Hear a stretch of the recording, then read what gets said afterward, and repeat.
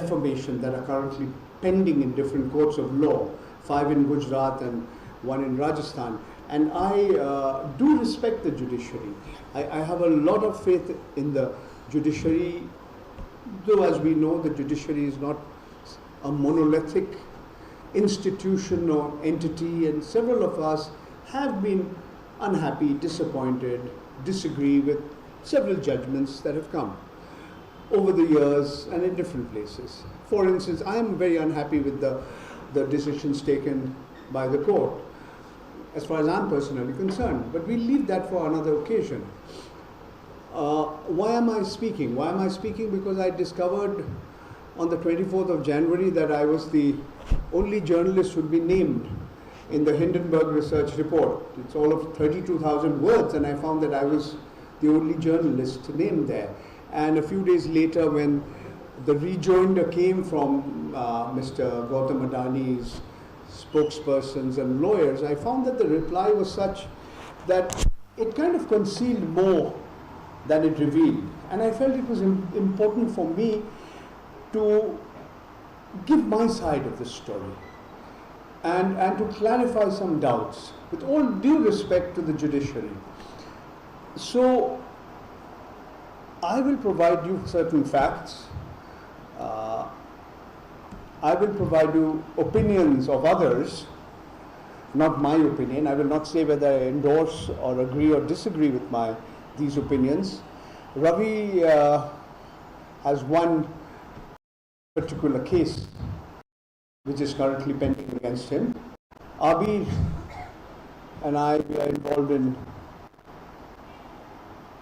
3 of the 6 cases, because he was the lead author and I was the co-author. And by the way, for the Rafael book, Ravi is the lead author, I am a co-author and publisher. And we've seen much of India which we may not have seen thanks to these defamation cases. But the point that has to be noted is that these cases are part really of a symptom of a bigger picture. We were just trying to draw a nuanced difference between crony capitalism and oligarchy. It is not I. It's the Chief Minister of Delhi. Now, he has certain immunity. When he speaks in the assembly, in the legislative assembly, you can't sue him for what he says. So, Mr. Arvind Kejriwal has said, you know, this is not Adani's money, it's Mr. Modi's money. He said, these are not Mr. Adani's companies, it's Mr. Modi's companies. Now, unlike us, if we make a statement like that, we are going to be accused of several allegations could be leveled against us. But because Mr. Arvind Kejriwal has said it in Parliament, in the Assembly, nothing has happened to him. But other things could happen to him, you know, which have nothing to do with the law, the letter of the law and the spirit of the law, about which we'll talk a little bit about. What I'm going to do is give you a broad outline of why the story of Gautam Adani is unique.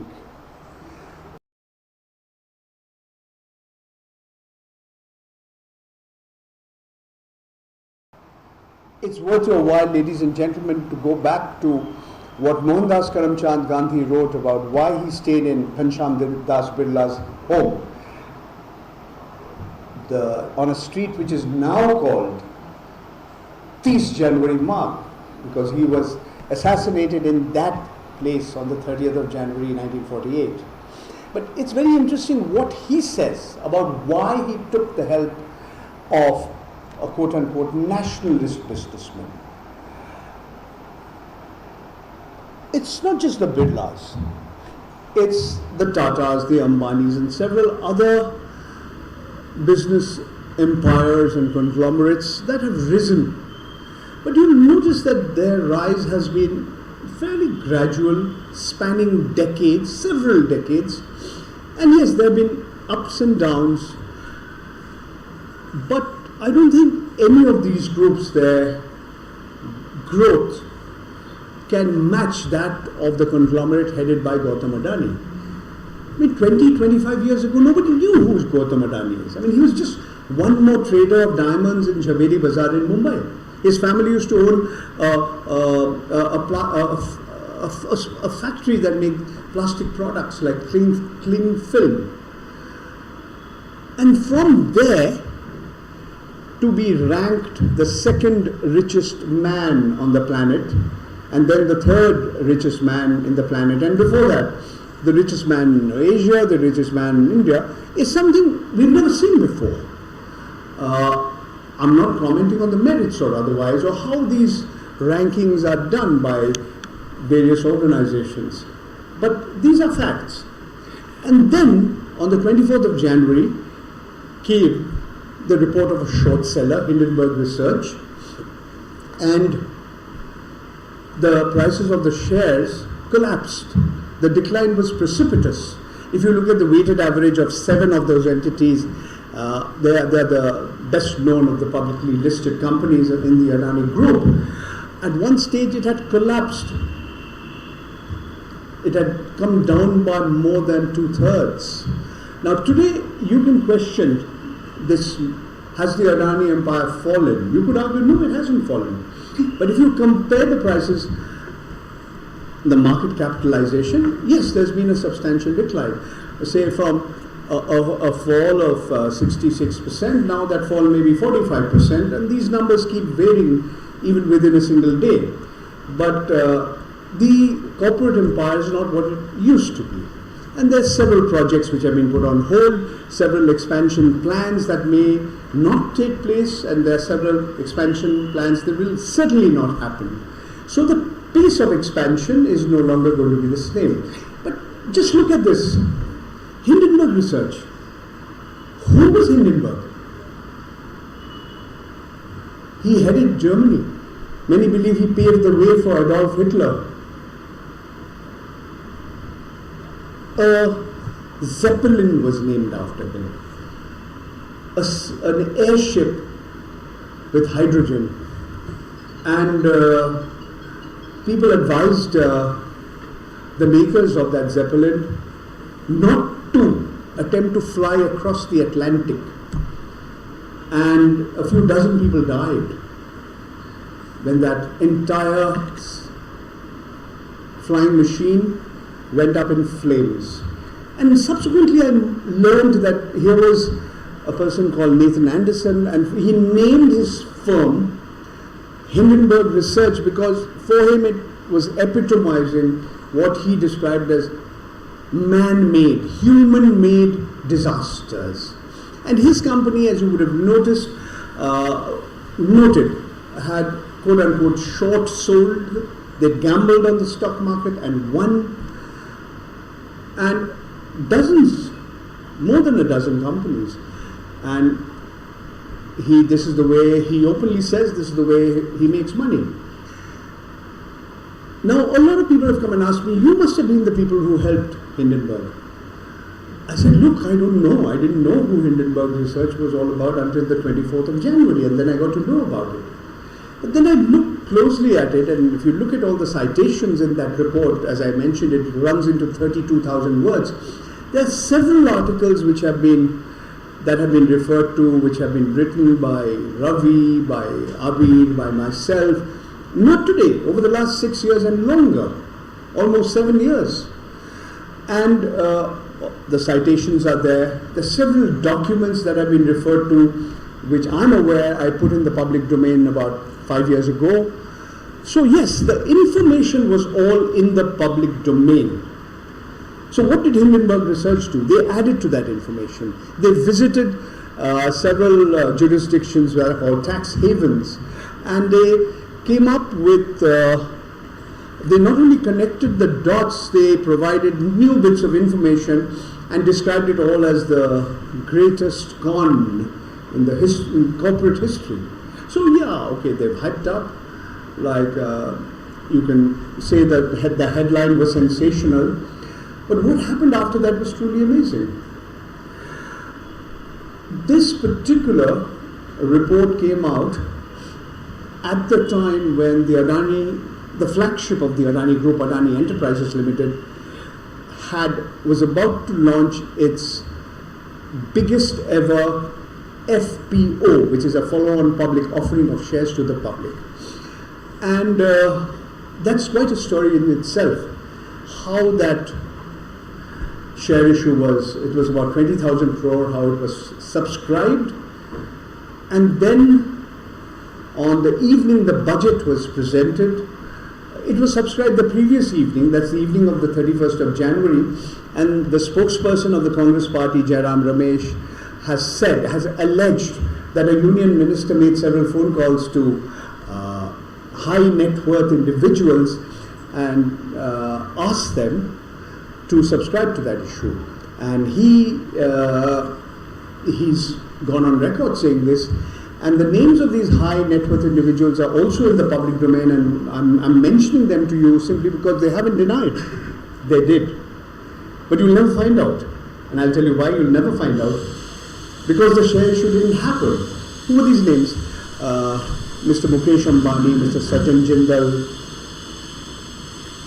the Hinduja family, Sunil Bharti Mittal, the Mehtas of the Torrent Group, the Shangvi family of Sun Pharma, etc., etc. There are several other names. They are all supposed to have ensured that that share issue was subscribed. But then, on the night after the presentation of the budget, on the 1st of February, Mr. Gautam Adani announced that there was extreme volatility in the stock market, and therefore he was quote-unquote morally obliged to withdraw the share issue. And so, unless the share issue is completed, the Securities and Exchange Board of India won't tell you who are the people who subscribe to it, so you will never know. All you know is information which is in the public domain, and the rest you can surmise and guess. After that, several developments have happened, but I believe that it's not just the spectacular rise and the even more spectacular fall in the prices of the shares of his companies that make a study of this corporate conglomerate, which makes it truly unique. When you look back at the diversity of the group, you know, whether it be the Tatas, whether it be the Birlas, whether it be the Ambanis, these were all corporate conglomerates that were highly diversified. I mean, people used to describe the Tata Group, you know, making everything from salt to running airlines. And you can talk about all these groups that are highly diversified, but never was any corporate group as widely diversified as the Adani Group. And it's truly amazing when you look at not only the fact that it was so widely diversified, but that it had such a strong presence in the infrastructure sector of our country. Importing coal, mining coal, generating electricity, transmitting electricity, generating electricity using coal, generating electricity, solar power, wind energy, transmitting that electricity, distributing that electricity. The Mundra seaport is the biggest special economic zone in India. It is the biggest port in India when it comes to handling containerized traffic. The day may not be far when it will overtake the biggest port which handles all kinds of traffic. That's JNPT, the Jawaharlal Nehru Port Trust at Nhava Sheva near Mumbai. But it's like they have a string of seaports. In the case of China, it used to their ports which the People's Republic of China controlled was often called a string of pearls. So these are Adani's string of jewels actually. In China, it started from the Horn of Africa all the way to the South China Sea. Here it's across both coastlines, the west and the east coast. Mundra, Dahej, Tuna, Hazira, all in Gujarat, Dighi, Maharashtra, Mormugao, Goa, Vijayam, Kerala. Sorry, my pronunciation is a little alright. Ravi speaks Malayalam better than I do. I can't speak Malayalam. Katupalli and North, Tamil Nadu, Krishnapatnam, Gangavaram, Andhra Pradesh, Dhamra, Orissa. Several other ports are supposed to come up. They haven't, including one at Tajpur in West Bengal. That's not all. Ports outside India. Australia, Abbott Point, Haifa, Israel's second largest port, an important port terminal in Colombo. You look at a failed project in Yangon, Myanmar. Look at airports. With no prior experience in operating airports, the Adani Group is one of the biggest operators of airports in the country. And time permitting, if you're interested, Ravi, me, or one of us will tell you how the circumstances under which he acquired operation control over the Mumbai airport, which is India's second biggest airport. He's operating airports in Jaipur, Rajasthan, Lucknow, Uttar Pradesh, Ahmedabad, Gujarat, Guwahati, Assam, Mangalore, Thiruvananthapuram, Mumbai, and also a new one coming up in Navi Mumbai.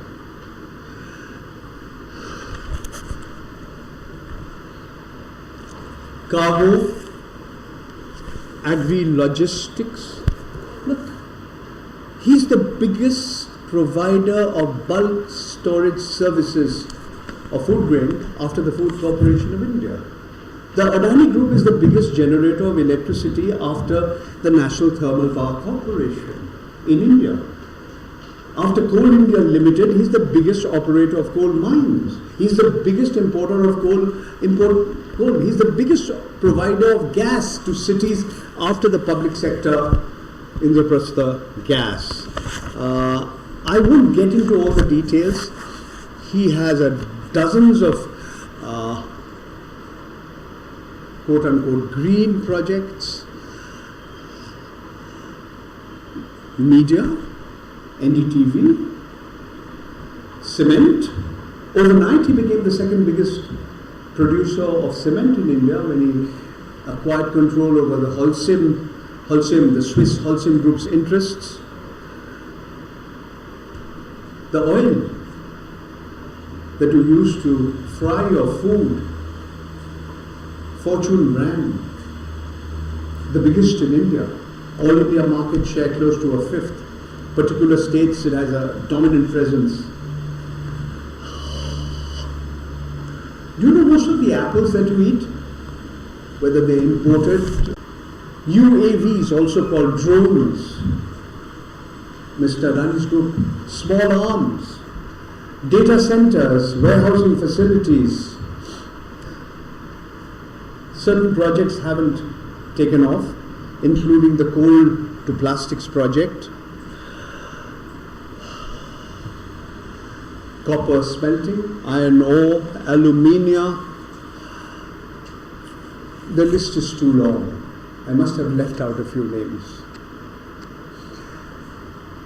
The Adani Group has its footprint across the globe.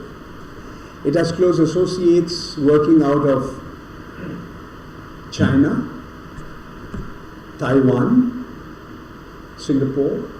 His group has associated companies across all the tax havens, Mauritius, Cyprus. His older brother is a citizen of Cyprus. He's taken money from a bank in Russia, Israel.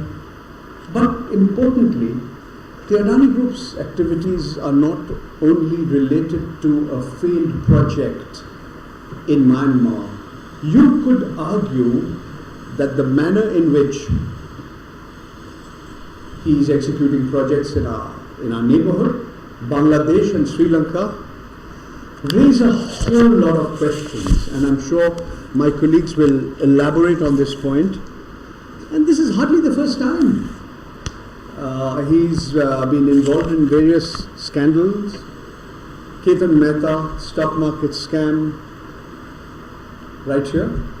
Iron ore export scam. Read Justice Santosh Hegde's report. If what happens, happens, but it may or may not happen. Dharavi in Mumbai, the urban London project, if completed in its present form, would be the world's biggest real estate project of its kind.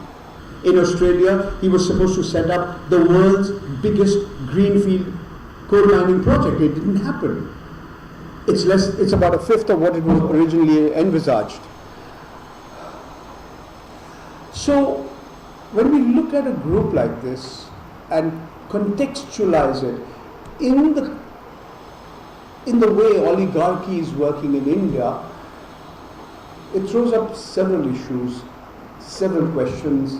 Many of them are yet to be fully answered. And I stop here. I'm going to ask Ravi to take over from where I left, and Abir will also take over, and they'll talk to you about the recent report by a committee appointed by the Supreme Court of India to look into the way in which the Securities and Exchange Board of India, SEBI, has dealt with the whole Adani controversy. Abir will talk about that. Ravi is a walking, talking encyclopedia. He'll tell you how big the Mundra Special Economic Zone is in terms of area. 1/4 of Bengaluru? You haven't calculated. Maybe 1/5. That's the amount of land. Okay, thank you for listening to me. Ravi, all over you.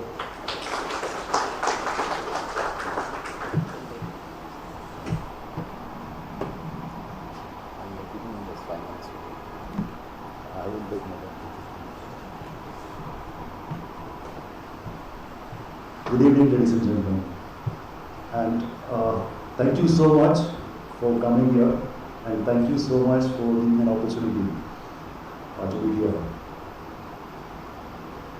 Paranjo already gave a long introduction about the Adani Group and how it works.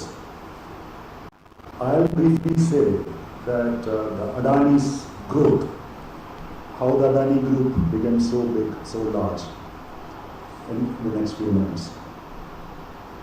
If you watch closely, Narendra Modi's political growth trajectory and the Adani Group's growth, you can see that it's closely connected. The more powerful Narendra Modi became, the more richer the Adani Group became. They always walked in close steps. Like in 2001. When 2002, after the Godhra riots, the infamous Gujarat pogrom, Modi came to Delhi to invite businessmen to Gujarat. So there was a CII, a Confederation of Indian Industries meeting, in which the late Ravi Bajaj asked Modi, Rahul Bajaj, I'm sorry.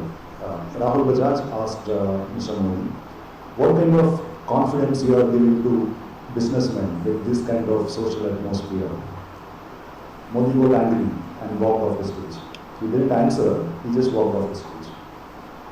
Then few businessmen based in Gujarat, led by Kasanbhai Patel of Myanmar and Gautam Adani, formed a rival faction to compete with CII in Gujarat, and they planned the Vibrant Gujarat Summit. There started Modi and Adani's relationship. From 2001, Paranjo just said that Mundra port is the largest port and economic zone, not only in India, but in South Asia. That's the largest port and economic zone in South Asia. It has more than 32,500 acres of land. Okay, and if you have been to Delhi and if you have seen Delhi airport and including the Air Force station, that is 5,000 acres land.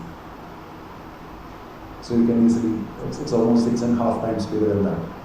So you can easily understand how big this is. So when Modi came into power in 2001, this area was very small. And by the time Modi took the office as Chief Minister of Gujarat in 2014, APSC said, that is Adani Ports and Special Economic Zone, has more than 30,000 acres of land. That's one. But from 2001 to 2014, Adani didn't grow this much because Narendra Modi was just a chief minister. So whatever they could do in Gujarat, they were doing that. There are several CAG reports which is very critical of the Narendra Modi government for giving undue benefits to the Adani group. On APSC said there are certain other businesses and giving land at throwaway prices, but nothing much happened. Then 2014, when Modi became the Prime Minister, the geographical area of Modi's reach has widened. Adani started. I'll give you a couple of examples for this. The first thing is, Paul mentioned 6 airports, how 6 airports for Adani Group. In 2018 July, the Prime Minister's office wrote to the Ministry of Civil Aviation that the 6 airports, that is Ahmedabad, Jaipur, Lucknow, Guwahati, Mangalore, and Trivandrum, should be privatized. So the first thing we should notice is that this should have been other way around. The Civil Aviation Ministry should have recommended and submitted a memorandum to the cabinet. But here it was the other way around. The PM wrote to the Civil Aviation Ministry. So the cabinet met and appointed an empowered group of secretaries. And the empowered group of secretaries met first time on November 2018. And in December 2018, they had a final meeting. So we accessed the minutes of meeting and we wrote about that immediately. The Ministry of Finance and eedina, which is very supportive of the government and its plans, were very critical about all the 6 airports, profit-making airports, going to one company or one operator. Because that was a term put in the tender that one party can participate in the tender for all 6 airports. So they opposed it. Second, till now, Mumbai and Delhi airport were privatized in 2006, and we different parties. And the lease period was just 30 years. In this case, the lease tenure was increased to 50 years. Third, the Ministry of Finance and media have pointed out there are no project reports submitted to understand the viability of the participating groups, and this study is not existent. Fourth, at the end of the tenure, lease tenure, after 50 years, if the Airport Authority of India, which was operating those airports, and by the way, these were the only profitable, other than Mumbai and Delhi, these were the only 6 profitable airports under AAI at that time. So all the 6 profitable airports were getting privatized. And all AAI invested heavily into these airports from 2015 onwards and developed so much new facilities. I'm not going into that details. The other question was, after the lease tenure, if government has to take this back, there's a clause in the agreement that the government has to pay the depreciated value of the newly created assets to the operator, which was unheard of before this. But none of these opposition were attended. All got off. Adani on 14th December, the tender was floated. 12th they met, they discussed it, they approved it. 14th of December, the tender was floated. And 25th February, Adani got all the airports.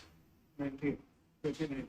Yet, 2019, 25th February, Adani became the largest private airport operator in India, just overnight. There were no previous experience, nothing. And in the tender process, when Mumbai and Delhi was privatized, it was revenue sharing basis. In this case, that term was changed. It was per passenger fee. So the catch is, the airport operator always charge a user charge. If you are going to an airport, you are paying a user fee. That's a part of your ticket. It's included in your ticket. Okay. So that the airport operator can decide, and the airport regulatory authority that they will approve. Here, Adani has to pay only a part of that to the government. Adani is not paying anything from the aeronautical revenue, cargo revenue, leased areas inside the airport, parking. Now, the latest is Adani's Lucknow airport submitted a plan to the ministry to hike the user charges by almost 400% in the next 3 years. That is one example. Second, how Adani got Mumbai Airport? Mumbai Airport was operated by a consortium which was led by GVK. The consortium's other partners were called Bidwest. Bidwest is a subsidiary of a South African airport. So this South African airport operator, Bidwest and GVK, they were the consortium, and in that, GVK is the majority stakeholder. Adani approached Bidwest to take its 23% stake in the GVK consortium, in the Mumbai Airport, Mumbai International Airport Limited, MIAL. And Adani convinced them. But in the master agreement, which was signed in 2006, there is a clause. As the majority stakeholder, GVK had the first right of refusal. So GVK refused. It became a case. The case went on for almost 1.5 years. It went to the arbitration tribunals, then went to Mumbai High Court, then went to Supreme Court.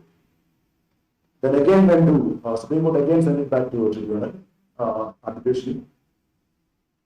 Out of the blue, one whistleblower wrote a letter to the finance ministry that GVK's accounts books are fudged. Income tax raided, CBI case and CBI raids on GVK's office and Reddy's houses. Within 3 weeks, Reddy's decided to sell the airport. Magic. This happened. This actually happened. Okay. I'll tell you one more example before stop.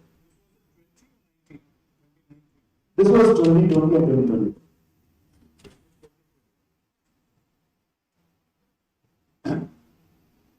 So Adani got not only the Mumbai airport, so GVK was developing another, that is the Navi Mumbai airport, Greenfield airport, coming up. So Adani got that also. So now Adani has 7 airports, plus 1 upcoming. So in passenger volume terms, if we speak, Adani handles almost 27% of the passenger volume in the Indian aviation market. That's big. So it happened in the span of 2 years, from 2019 to 2021. That is the link between Adani and Modi. I'll give you one more example before stopping, because I thought I'll speak about foreign portfolio investors in Adani Group, but we'll go to a lot of details there and nitty-gritties. I don't want you to get bored. So I'll give you one more example how the Modi government helps. After becoming the PM, in 2015 June, Narendra Modi visited Bangladesh for the first time in his official capacity as the Prime Minister. So, India and Bangladesh signed an economic cooperation agreement way back in 2010 when Manmohan Singh was Prime Minister. So they signed, when Modi visited, Modi and Sheikh Hasina signed another agreement to take that forward, whatever was happening, to take it further. In that, on that time, there were a lot of MOUs signed between private companies in India and Bangladesh government. So one of the announcement was that 2 Indian private companies will set up power plants in Bangladesh and produce electricity there and sell it to Bangladesh Power Development Board, BPD. That is under the Ministry of Power in Bangladesh. Adani Power signed to set up a $3 billion project, and Anil Ambani BAG, Reliance Power, signed up for another project, which is gas-based power station. 3 months later, Adani's MOU changed. It became a new MOU that Adani will set up a power plant, new coal-based power plant, at a suitable location in India and export the power to Bangladesh. A year later, the news broke out that Adani Group is selected Godda, a district in Jharkhand, one of the most backward places in India, as the location for its power project. The then BJP Raghubar Das led BJP government, he was the chief minister, changed the land acquisition law, amended it in the state to give less compensation for the people, the farmers and Adivasis from whom they are acquiring the land. And they amended one more. So whichever power company was setting up a power plant in Jharkhand had mandatorily share 25% of the total production with state, with Jharkhand at a lower price. That was taken off. In the starting itself, the land was acquired forcefully, rather brutally. People were jailed, the activists and the farmers, the landowners were tortured, and almost 900 acres of land were acquired. When the Adani government submitted their proposal for environment clearance, it was shown that a local river called Chilu will be the source of water. This coal-based power plants need a lot of water, millions of gallons of water. The local river called the Chilu will be the source of water. And if they have to change the source of water, they have to prepare a new proposal and new ecological study or environmental study and submit that report. Without having anything, after a couple of years, the source of water changed from Chilu to River Ganga, which was 93 kilometers away. Then Adani will put a pipeline and flow the water. It's already happening now. In 2019, almost 10 days or 2 weeks before the general election was announced, Narendra Modi government declared this particular power project is a special economic zone. There are no other standalone power stations in India before that or after, which has been treated as a special economic zone. The special economic zones has different tax laws. That's a country within a country with special tax laws.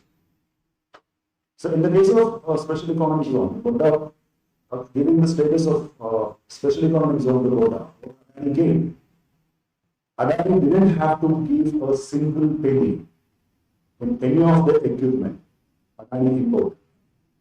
Because there was no import duty, zero import duty. One.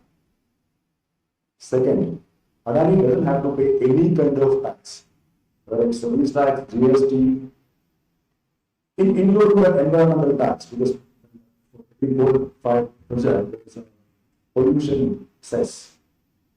Adani doesn't have to pay even that. Third, for the first 5 years, Adani doesn't have to pay a single penny in income tax. For 5 to 10 years, he has to pay only 50% of income tax for the top. Whatever may be the slack, he has to pay only 50%. From 10 to 15 years, if he is plowing back the part of the profit to develop the project, for maintenance of the project, he doesn't have to pay income tax for that. So that is the relation. And by setting up the project in India, Adani will get the payment from Bangladesh in dollars, US dollars, in foreign currency. He is not paying any tax in Bangladesh also. So in a nutshell, the land has been taken forcefully from the poor tribals and farmers individuals in Jharkhand. The entire pollution, plant will burn almost 7 million tons of coal. So the entire pollution is in Jharkhand on that local area. The water is drawn from India, that is from Ganga. What happens in the peak summer to the downstream, there is no study. Nobody knows what is going to happen. And Adani will be third in billions without paying a single rupee in taxes. That is the relationship between Narendra Modi government. I can cite you so many examples like this, but we have a possible time. So I would like to stop it here. Thank you very much for giving this opportunity.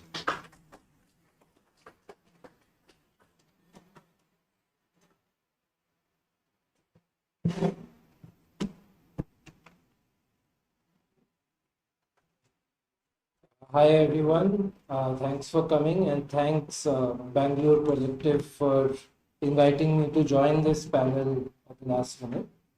So along with Paranjoy, I am also under a court order that says that I can't. So I won't be talking about the Adani group. I'll be talking about various other entities, mostly in the government, and you can draw your own conclusions. Now, the recent Supreme Court committee report looks at, it essentially explains why the SEBI, the Securities and Exchange Board of India, has failed to investigate a certain set of companies that are abroad that are supposedly linked with the Adani group. And not only why it has failed to investigate them, but why it cannot, why it's legally not allowed to investigate. Now, this is a pattern that keeps happening in various different ways with a number of government agencies, be they law enforcement agencies or PSUs, public sector units, or regulators. So I'll quickly run through. The biggest one is the case of the DRI, the Directorate of Revenue Intelligence. This is an entity an institution in the finance ministry that investigates violations of customs law. Basically, their job is to catch smugglers, to simplify it. So they were indulging in over-invoicing of things they were importing, coal as well as equipment. These are all companies that are involved in generating power. So they state a higher value for what they are importing. They charge that higher price to the state electricity distribution company, which ultimately we, the public, pay. So DRI has been investigating. It found a bunch of these offshore entities and it said that these are connected to the Adani group. So DRI needs to then access the financial records, basically open the books of all these entities that are in various jurisdictions around the world, Mauritius, Cayman Islands, Singapore, Cyprus, all over the place. So first it notices that some of these companies are using the services of Indian banks, their foreign branches. So SBI and a couple of private banks. So the DRI goes to these banks and says, give us the documents that you have about these companies. The private banks hand over the documents. SBI refuses. The DRI goes to the Prime Minister's office. We go to the Finance Ministry. This person called Hasmukh Adia, who was the Revenue Secretary at the time, was a very powerful bureaucrat in the government. Now he's retired. He writes a letter to the SBI chairperson, saying, please hand over these documents. SBI says, no, we won't. That we have to comply with the secrecy laws of all these various places. Then DRI decides, okay, we'll go the legal route. There's something called a letter rogatory, which basically means that we are telling the court in that country that you please use your authority to get this company to give us what we want. So the DRI issues letters rogatory to all these various different countries. Adani challenges this letter rogatory. First in the courts in Singapore, it loses in Singapore, then it comes to Bombay High Court. And in Bombay High Court, it challenges the entire concept of letter rogatory. And it challenges the DRI's jurisdiction to investigate. It says that you don't have the powers to investigate. And Bombay High Court agrees. This, of course, decimates the entire, letters rogatory are a tool used by the police, by the income tax, by all the different investigating agencies. Anything that has to do with anything abroad, this is a necessary tool. The Adani's case leads to the Bombay High Court just completely setting this entire system aside. This goes to the Supreme Court of India. Supreme Court, sort of in a panic, cancels, it stays that order in December 2019, and it's just been sitting there since then. No hearings have happened. Until those letters rogatory are actually approved, the DRI investigation can't go forward. And the DRI has told us on an affidavit to the Delhi High Court, has said that we have this list of some 7-8 cases, all of which are sitting in cold storage. Until this one investigation goes forward, we are not going to waste our resources and manpower on something that we don't know if it's going to get anywhere. That's the story of the DRI. The CBI, now just after coming to power in 2014, there was a big show of we're going to get back the black money that people have stashed outside the country, A special investigation team was formed, SIT on black money. And one of the cases that this SIT is supposed to look into is this alleged over-invoicing by the Adani. The CBI is in particular supposed to handle that case. In 2014, all this is announced. 2018, there's a PIL that's been filed at the Delhi High Court by Center for PIL. The CBI comes and tells the Delhi High Court, that case we closed it within a year. And why did you close it? Because the case is entirely pertains to Maharashtra. We don't have jurisdiction to investigate. On the other hand, the CBI is simultaneously investigating other companies for the same offense in the same case. But for some reason, it can't investigate this one. And it closed the case back in 2015. Nobody got to know in 2018 because the Delhi High Court asked, it had to say. And one case that the DRI did manage to investigate right at the beginning when these inquiries started. They they produced a show cause notice which lists all the evidence that they have. And they're saying that, look, here are these companies in all these different countries that we allege are connected to the Adani group. They are related parties. They are not transactions done at an arm's length. They are not distinct separate entities. And you are using these companies as a part of your scheme to over-invoice these imports. So they issue a show cause notice. It goes to, it's supposed to go through a process within the DRI. First, what happens? the DRI officials in the Mumbai office who are investigating this all get transferred out to other places. A new person is brought in on the judicial side to hear the case. This person, the case, the outcome that he decides is that yes, I acknowledge that these are related parties, these are not an arm's length transaction, but you haven't proved your case, and throws it out, dismisses it. So this was, now look at the latest thing, the SEBI investigation. The Supreme Court committee is saying that SEBI changed its own rules in 2018. So these rules are regarding what level of disclosure a foreign investor has to make. Suppose I am investing my money through a foreign entity. That foreign entity has to tell the SEBI that it's my money that's being invested. It used to be the case up to 2018. Then SEBI removed one particular clause from its rules for FPIs, and so now it can't investigate anymore. In that report, it reveals that SEBI asked the Enforcement Directorate and the CBDT, Central Board of Direct Taxation, that you join this investigation, we need your assistance to find out who are these entities that are investing in the Adani group from India. Both of them refused, ED and CBDT both refused to join.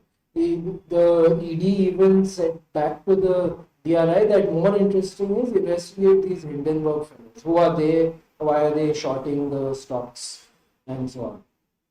Now, these were investigation agencies. Now let's look at two of these public sector units. Both of them are state-owned electricity distribution companies. They buy the power from the private power plant like Adani, Reliance, whoever. Public, they install the meter in our houses and we pay them our electricity bill. So the first case is of the one in Rajasthan. It's called Rajasthan Rajya Vidyut Utpadan Nigam Limited. So they have a deal with Adani, that Adani has built a power plant in Rajasthan. It's importing coal for use in that power plant. It's selling the power to Rajasthan. Over a number of years, over a decade, they've been selling power. Rajasthan has been paying for it. Now Adani says that we deserve more, we deserve a higher tariff, a compensatory amount than what we originally agreed to. The amount was roughly 5,000 crores, and if you add interest and penalties, it will come to 8,000 crores. This went to it went through the process of adjudication through the courts up to the Supreme Court, and the whole thing it hinged on is that was there a change in law, a so-called change in law, that the government promised to give you coal, and on that basis you charged a particular tariff. Then the government didn't end up giving you coal, you had to import coal, and so you are asking for more money based on the imported coal.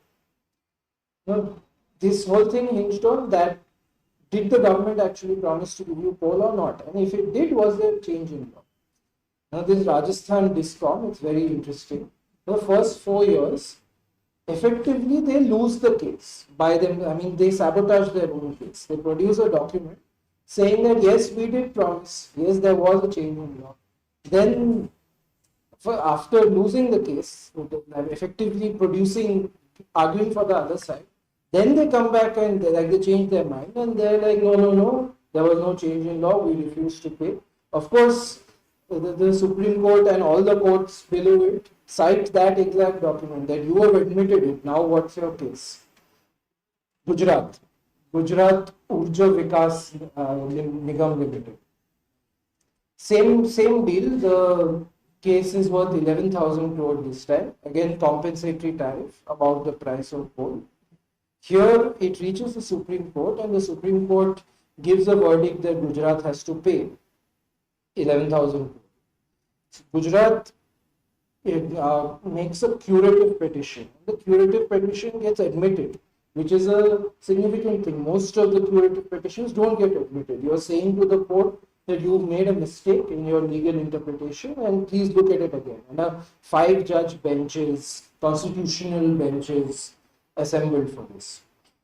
Then when the bench comes for hearing on the first day, Gujarat GUVNL's lawyers comes and say, "Oh, we have agreed to a settlement with the Adanis. There's no case anymore. Bye bye, we're paying them." This is over and over again. Now the examples that Ravi gave you of how ministries, how government, kind of the executive side of the government is helping the Adanis in various different ways. The same thing happened, by the way, what he described in the case of GVK in Mumbai. Same thing happened even in Andhra Pradesh with the Navayuga group, where the Adani group wanted to buy something, the people who owned it didn't want to sell, and then they were raided, and ultimately the Adani group got bought. The tender for redeveloping Dharavi, which is the slum in Bombay, the tender was given, someone won the contract, then 4 months later they cancel that whole award, they hold the tender again, they change the terms so that certain companies that couldn't participate earlier can come in, and now who wins the tender? You all know who wins it. The last quick point I want to make, that's outside of this, we were talking about the state till now, but as we know in India currently there is a whole non-state apparatus of power. All sorts of organizations, Bajrang Dal, VHP, whatnot, that have a certain leverage over power and over the people. Here there are a couple of interesting things I've picked up when I've traveled to areas where there are Adani projects. In Chhattisgarh, in the Hasdeo forest region, the population over there is majority Adivasi. They belong to the Gond tribe. Over there, for the first time after Adani's come in to mine coal, Durga Puja is being held. Ganpati is being held over there. For the first time, sponsored by Adani, being organized by an entity called VKS, Vanvasi Kalyan Sangh, which is the Sangh Parivar's so-called Adivasi organization. In Jharkhand, where the residents are Santal tribals, they fund and support something called Ekal Vidyalaya, which is a system that basically teaches kids outside of school hours. Teachers take supplementary classes for kids. And the Adivasi organizations over there have alleged that these are Hinduizing our children, that they are demonizing Adivasi culture and tradition and religion and telling us all that we are all Hindus. So be it the state, be it the non-state ideological apparatus, you will find this, what can you say? The justice is blind in some cases it's looking very intensely at Adani's rivals and helping them out. I shouldn't say that. We don't know whether they are helping them out or whether these are natural processes of bureaucratic exercise of policy. Whatever be the case, I have laid out a series of examples for you and you can draw your own conclusions from it.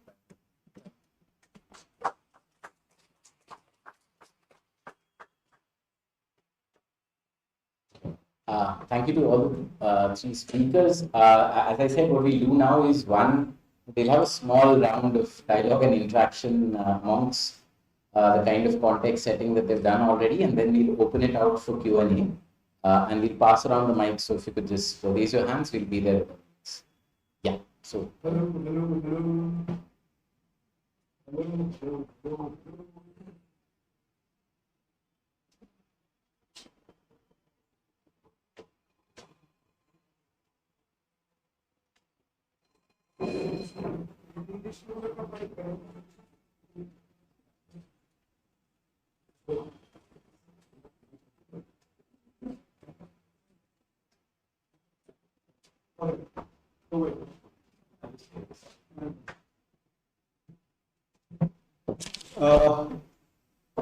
The three of us will just add a little bit to what we've already said, just for a few minutes.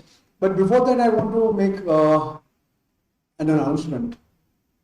Before you go, There are several books lying there. I don't want to take them back with me to Delhi. Here's the announcement. My colleague is there, Ayush. Take what book you want. Whatever you wish to pay, please pay us. We want to, the way people have asked us, we didn't have Hindenburg's resources to go to Mauritius and Cayman Islands and Cyprus and Gibraltar and Barbados and St. Kitts and Nevis. But what they did was they were able to go to all these places, and we have to see where this goes from here. None of us can predict the future, but we have to wait and watch. But just remember 2 or 3 things, aspects which are unique.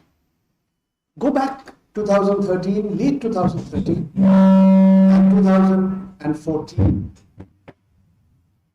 Mr. Narendra Modi, Shri Narendra Modi, campaigned across the country in a private aircraft owned by Mr. Adani, and there are pictures when he traveled from Ahmedabad to Delhi after the results of the elections were announced. It's prominent that he flew Adani's aircraft. I'm going to ask Ravi to talk a little bit about Sri Lanka, a little bit about Rajasthan, and we look at how this is actually not just something that concerns us.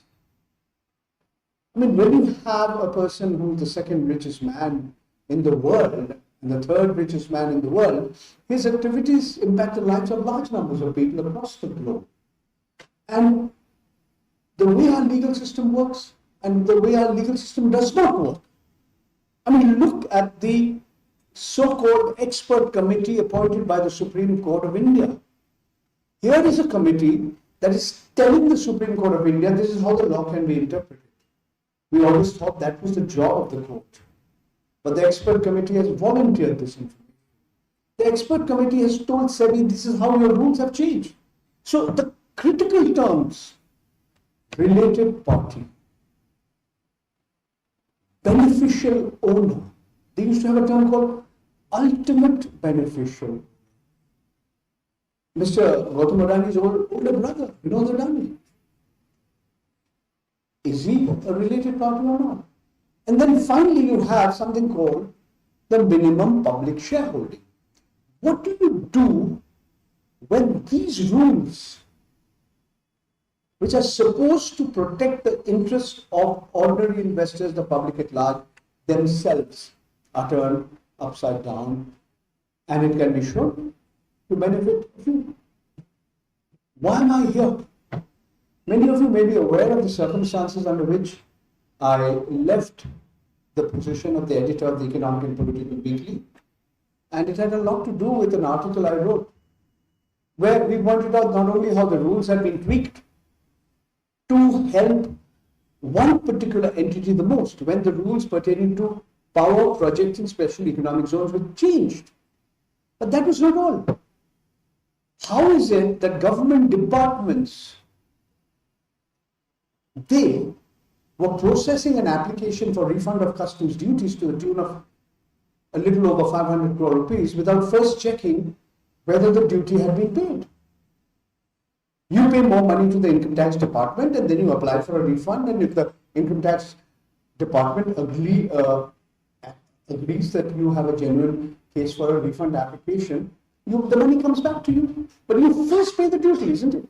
You first pay the income tax and then you're refunded. So, in this case, as far as customs duties was concerned, it didn't happen. You look at the Mumbai airport case. Ravi mentioned it in passing.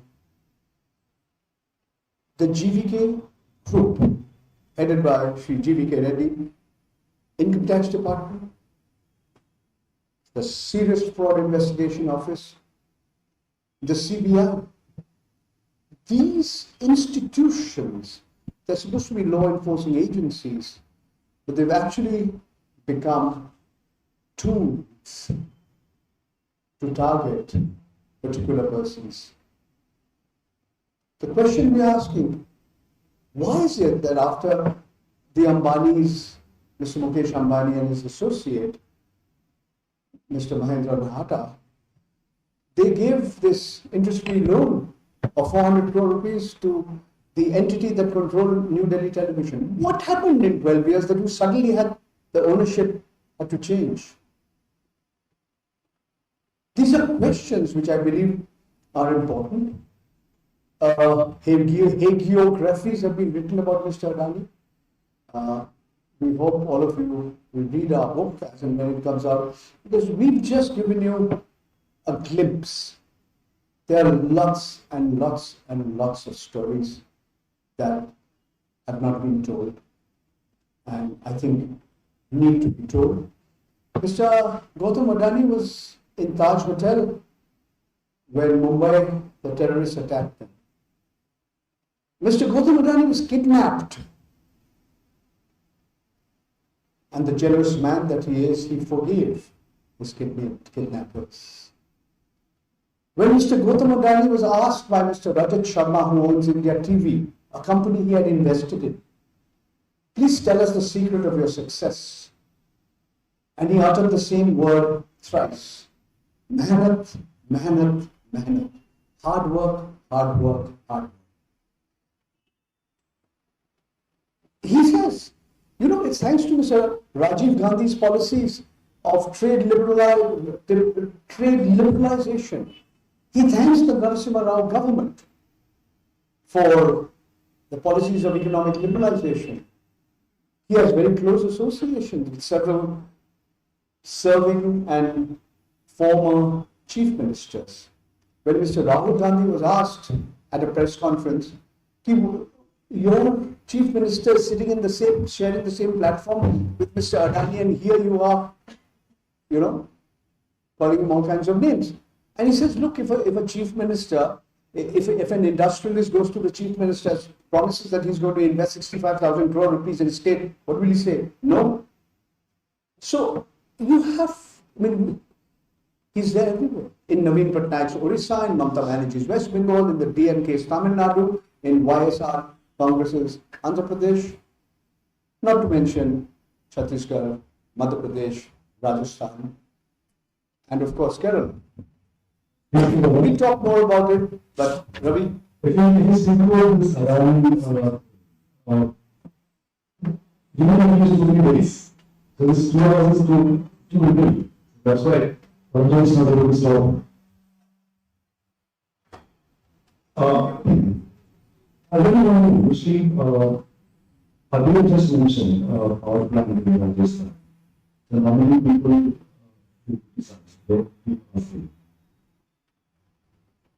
they keep asking. See, this is Congress government, which has given a power plant and coal agreement. That's wrong. There's a new assignment way back in 2007 when Sira Rajesh, BJP government was. Again, that shows BJP's close association with Adani. I'll tell you one more industry statement. Government supporting Adani. Mumbai is the largest thermal power plant, one of the largest coal-fired thermal power plants in India. That produces almost 4,600 megawatts of electricity, which it sells to Gujarat, Haryana, Punjab, and Rajasthan. Somewhere in 2018-19, this plant works on imported from Adani's own national implementation. When around 2018-19, implementation coal prices started to fall. Adani suddenly stopped the production. The power plant was shut down unilaterally. And the same thing happened last year, 2022, when the coal prices, international coal prices peaked. Adani unilaterally shut down the operation of the plant. Later, Modi government had to come up with a new rule that they allow the private thermal power plant operators to charge electricity, to charge the tariff for the electricity according to related to the coal prices. But when the PPA was signed, initially for these projects, power purchase, PPA's power purchase agreements with state government. This was not the case. That is one. The other thing is that it's international. With the national goal for here. So international, how Narendra Modi government is promoting. In 2020,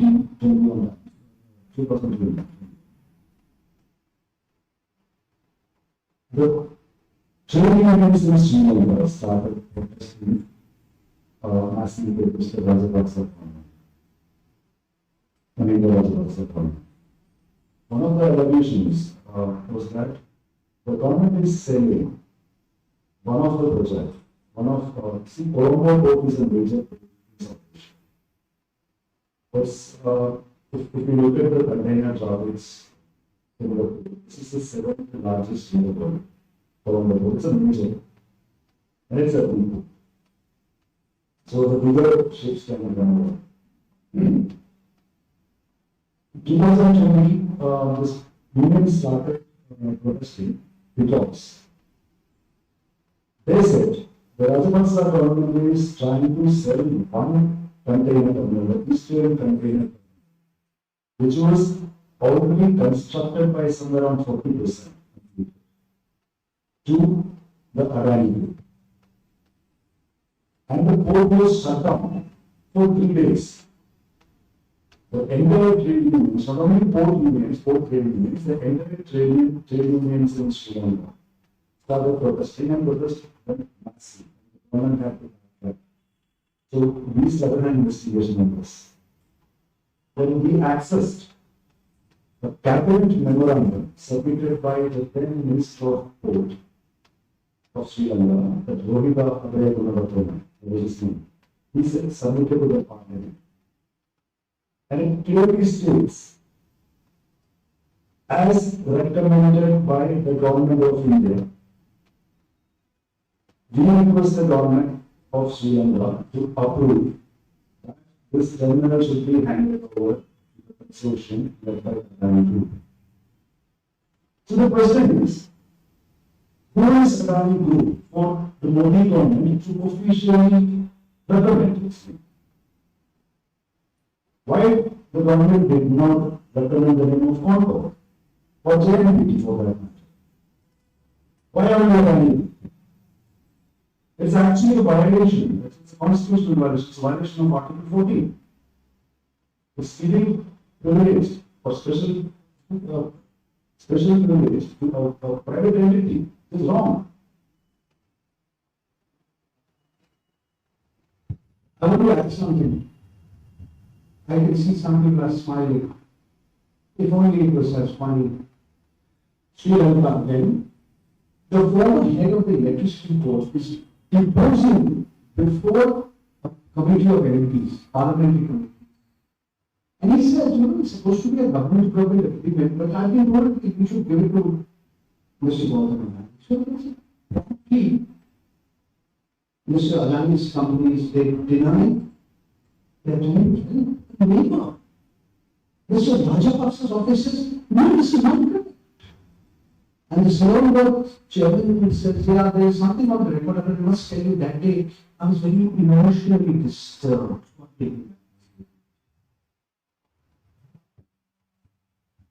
Let us go to the post once again. Then I know that here, when Mr. Modi visited agreements for economic cooperation. And one of that was that India is setting up Indian economic zones in Bangladesh.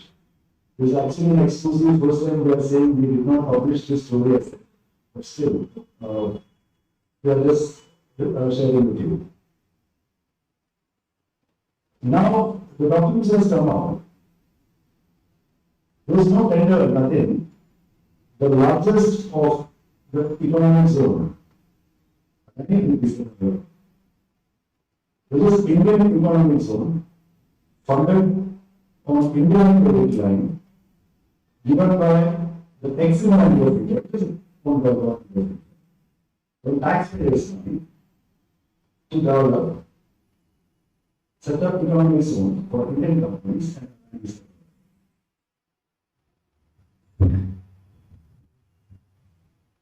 just quickly, we have this tendency to think that our government doesn't have the capacity to do things. So I wanted to point out that where these kinds of issues are concerned, very much does have the capacity to do something.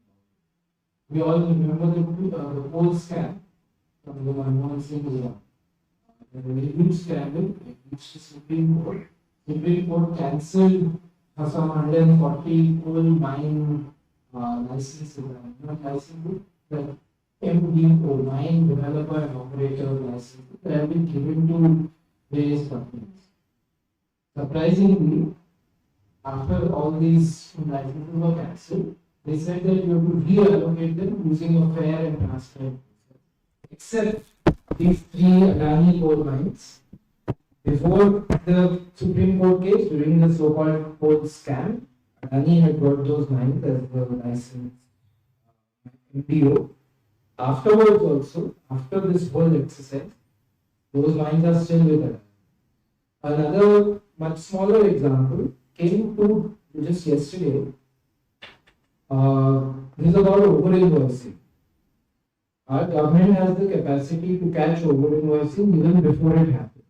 There is a proposal by Vedanta and Foxconn, which is a multinational manufacturer of computer chips, to set up a manufacturing plant in India.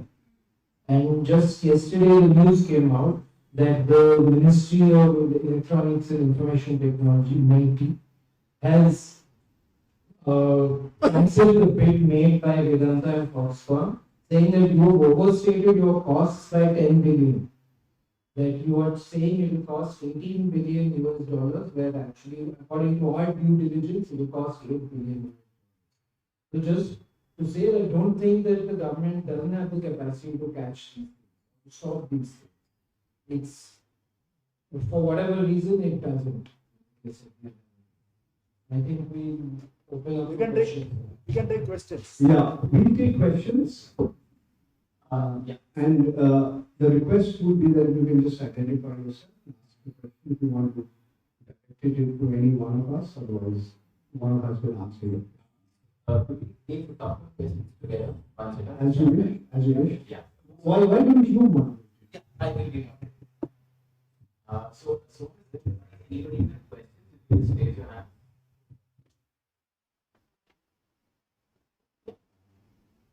Anyone else? We can just take them together.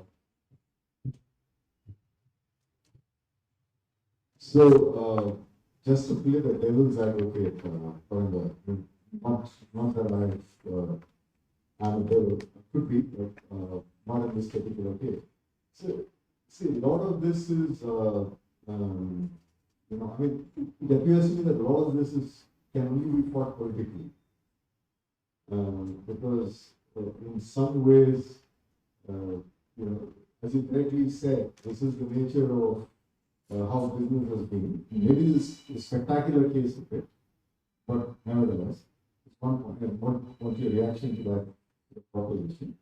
The second thing is that it appears to me that this is, one of the defenses of this that I have heard is that these are sectors, particularly infrastructure, that only people who are in government's pockets can actually pay there, or rather, right? And so what's wrong? We need the infrastructure desperately, right? So, and here is a very bold man, willing to take a lot of risks. He's possibly competent. So why should this happen? And the same has been applied to the foreign, like Haifa and so on and so forth. India's, or Sri Lanka, India's strategic interest, and sort of a Chinese model where the Chinese corporation, the Chinese, they're playing together. So these are the kind of defenses one has heard. So it would be good to hear what you think of those lines of argument. Any other question? So, yeah, could you just start two questions? Once again, let my friend identify himself so that others. Yeah, sorry, sir. My name is Shani. Okay. 1 minute, Shalini. One. The first questioner. Okay. Name. Please. So, what has been, what you have pointed out, what we have been seeing is that India's financial and strategic interests, India, the nation's interests have been, what do you say, compromised, heavily compromised to profit capitalists, a particular horizon, a particular, what do you say, a particular group of companies. Okay, this is not that, okay, look, I want, what the government is doing is, what the current government is doing is, they are not pushing India's interest forward. They are pushing private companies' interest forward and risking India's strategic and financial interests. I mean, including Adani, is one current case happening with Adani. Okay, Russia's war in Ukraine, where oil is being bought by private companies. Okay, and if they're buying more oil in a large scale, at cheap prices, processing it and selling it. And they are eating the profit. I mean, they are completely destroying the profit. India does not benefit. India's name gets spoiled. Because now we have Western countries planning to put sanctions on India. They're thinking of it. They're considering it seriously. So our nation's strategic, okay, especially with the neighbors, they're very pissed at us. Once this government goes like, someone else comes, they're going to take power, they're anger out. Right? They don't cooperate, anyway they don't cooperate. They've stopped cooperating since 2014. So, isn't this present? Should it, like, this whole bunch of bureaucrats and all these ministers and the PMO, why do they money? Shouldn't they be? So, we can just have responses. Isn't this present? 1 minute. Shalini, we'll answer your question. Actually, we are the people who've been accused of treason. Myself, Desha Prabhu. I'm a prominent member of the Tukre gang, and a card-holding member of an urban Naxalite. Also, a complimentary member of the Khan Market gang, in case you didn't know them. Lutyens Delhi, yes, Lutyens Delhi. Okay. I'll answer your question. It is a fact that India has become one of the biggest importers of oil from Russia, that the world's biggest refinery at Jamnagar refines this oil and sells the products to different parts of the world. How the sanctions will be operational, if at all they will be operational, is a difficult question to answer. In one of the stories that Ravi did and we did, we pointed out how a particular individual controlling a shipping entity who's based in the Republic of China, which is different from the People's Republic of China, they used a ship to transfer oil to North Korea and was sanctioned by the United Nations Security Council. Now, the point you made is very important. If you will look at the defense of the Adani group, Adani is India. India is Adani, in case you didn't know. And the chief financial officer of the group went to the extent of comparing those behind the Hindenburg research report as comparing to the Jallianwala Bagh massacre, where the British used Indian soldiers to kill Indians, suggesting that you are looking at a few traitors. They are also doing exactly the same. The conflation of the country with a private corporate group is complete. And remember, when both Mr. Adani and his chief financial officer gave a speech, behind him was not the Adani group's logo, but the Tribala of India. On Anand's questions on competence, super competent. Deep pockets, very deep pockets. especially if you have India's biggest bank, the State Bank of India, the Life Insurance Corporation supporting you. Infrastructure, very important for the country. You can't do infrastructure project without the support of the government. All this is completely correct. I'll let Ravi and Abhi take this conversation forward. I only want to say, every issue, every struggle, every fight is political. There's politics in your family. There's politics in your community. There's politics in this country and the world. So you cannot separate issues pertaining to the economy with politics. So these are very, very intimately linked. Ravi? I'm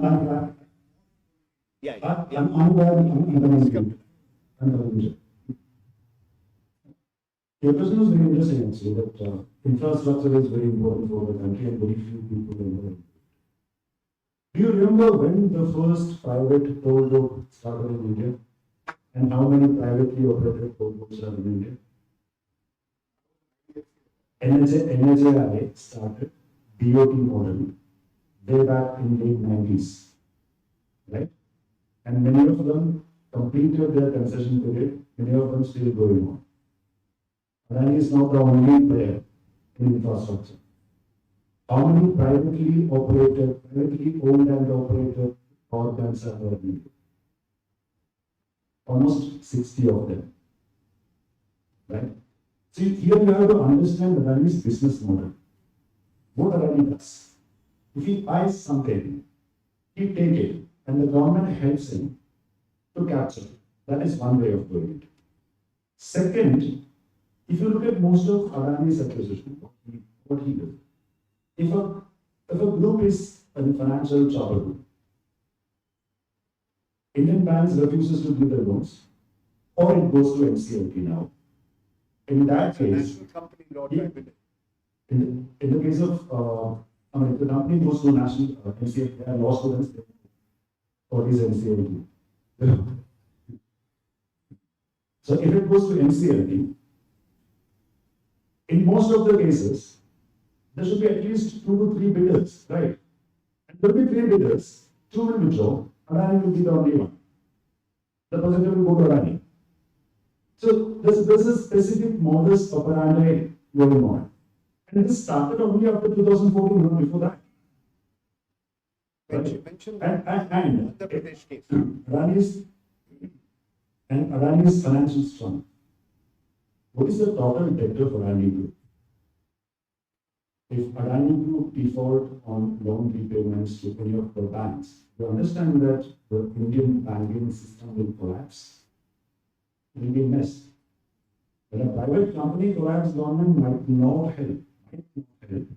But if a bank collapses, government cannot sit idle. Government has to support it. Again, it's taxpayers' money. What is government's money? Taxpayers' money.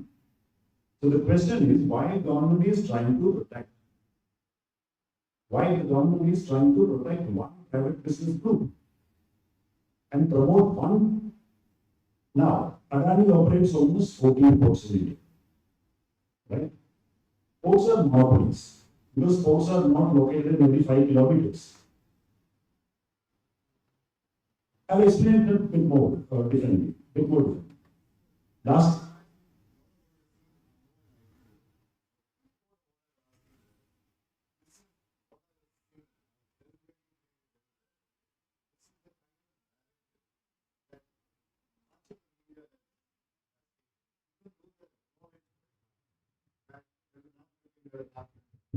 Etc. That the share companies are bad. Even they are kind of suggested that there is a larger sort of national interest, right? And that conflation is actually useful for the country, etc. So that's the kind of argument that has been made. I don't think anyone serious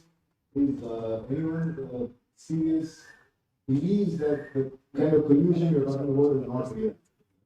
So I was trying to get at a more nuanced response to that. No, for that, Anand, you yourself, see, your first question itself was the answer to it. The politicians and the political parties has to deal with that. They are journalists, they are not politicians or activists. Our job is to uncover the truth and bring in front of our leaders and people. Right? To counter it, of course, if the government is trying to protect Adani or support Adani and keep protecting it, then of course the ruling party will create narratives. So the opposition parties and the activists and the common people should counter it. It's not our job, no? You know, we all have a role to play, and it's not that our job is to provide information to you, give out facts to you. Keep in mind that despite the fact that Mr. Adani has very strong supporters across political parties, it is also true that in the recent episode concerning the Adani group, all non-BJP political parties come together. It's like the farmers' agitation. It's like note-bandi, demonetization. Even Mr. Sharad Pawar, who said there's no need for a joint parliamentary committee, later said, no, this should not come in the way of opposition unity. So I'll say something slightly inflammatory, that if this is the way to be competent in the system, and this is what it takes to provide infrastructure to the country. I mean, in Stalin's Soviet Union, you needed to have a certain level of competency at ordering order people lower down level in society. In Nazi Germany, you had to progress, you had to have a certain level of competence in navigating that system. We don't need competence at bending the law in order to build infrastructure in our country. The biggest infrastructure building scheme is actually the NREGS that builds infrastructure that common people need. It is entirely possible to, just because here is a strong guy and everyone's afraid of his strength and it's a fait accompli, doesn't mean that we stop kind of calling for the rule of law and calling for the process and calling for policy to be rational and arrived at by a democratic process. We cannot allow the argument to be made that because things are like this, what can we do? I think that's the point I want to make. One more thing. Why Adani becoming a monopoly in infrastructure sector? Whether it's airports, ports, now he's entering the railways, the trains, why is it working? I'll give you a simple example. Last year, last year, there was a news that 3 tons of narcotics. It's around 21,500 crore. World's biggest. But drugs was caught in Mumbai, in the Mumbai port. Then media took it up, and people started to question, politicians started to question why every time the drug is getting caught from Mumbai, it is larger quantity, why is happening. The Adani Group took a unilateral decision to ban imports from Pakistan, Afghanistan, and Iran. And they didn't import anything from these countries. They didn't accept the ships or containers from these countries for at least 1.5 months. And after that, the Ministry of External The Ministry of External Affairs had to request the Adani Group. Is it the way to work? Is Adani more powerful than the government? Port, even if it is operated by a private entity, is a public enterprise. It's not Adani's family property. The company is listed. He cannot take unilateral decision to ban exports from countries. That is why the monopolies are dangerous. Sorry, we have really run out of time. There is one more question that we can take. Take 2. No. I thought it was 6 o'clock, 10 to 6. It's okay, it's all right. Okay. You're the boss.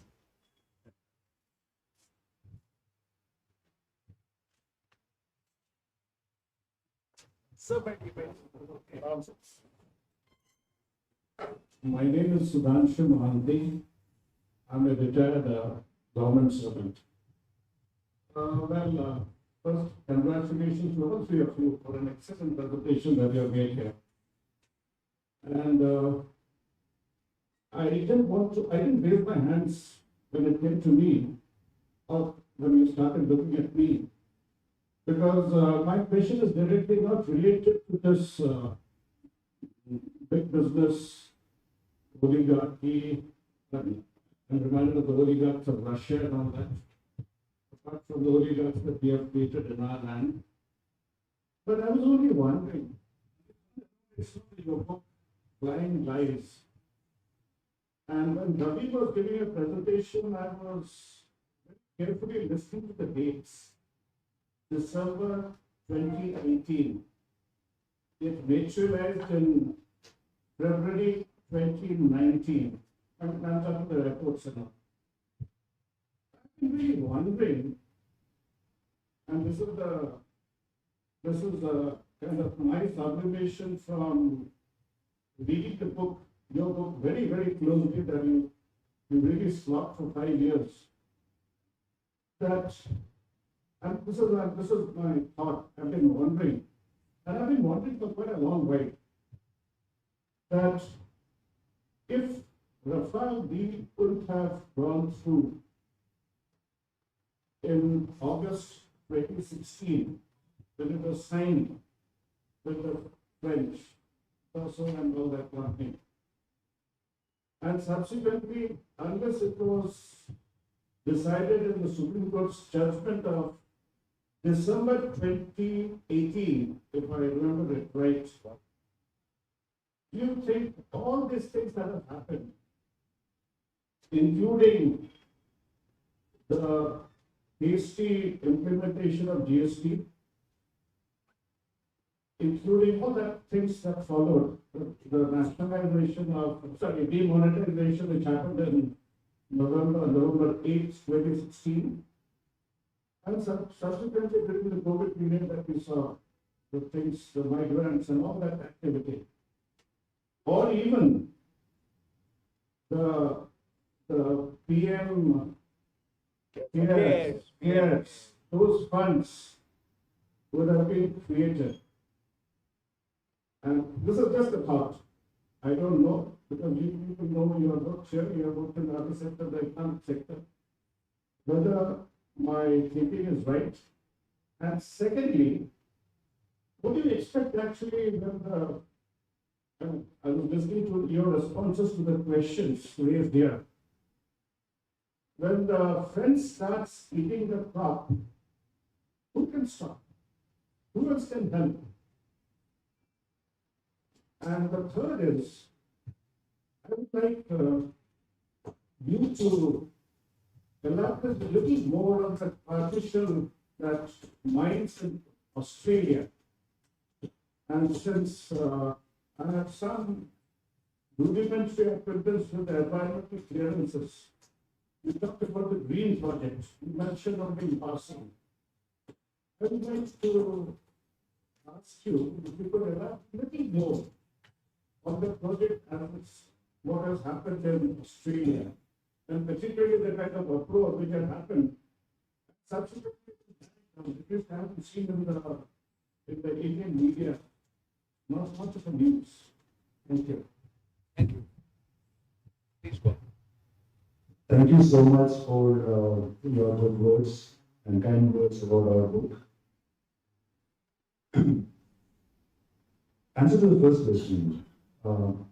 If the signing of the agreement in 2016 was not in August, it was in September 23, 2016. So, the judgment came in 2018. So, demonetization would have happened because he was already emboldened by signing that agreement.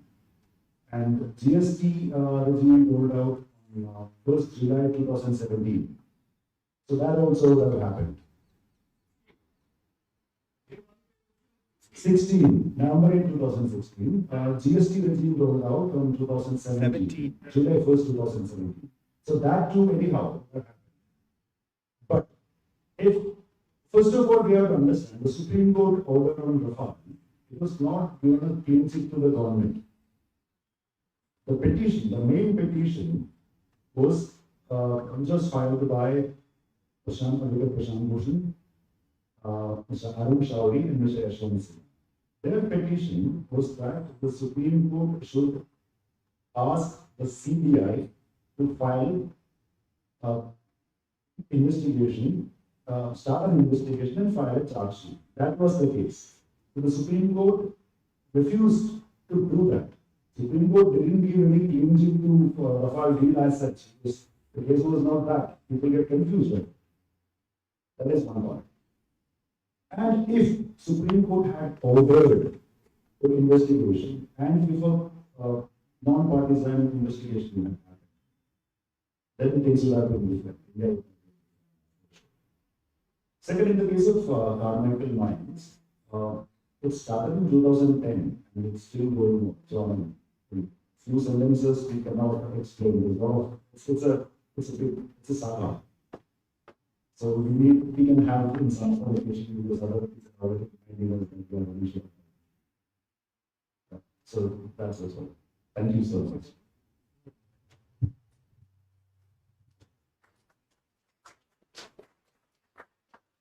Thank you.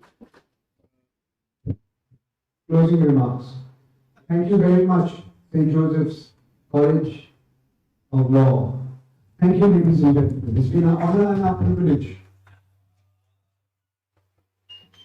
Before you leave this place,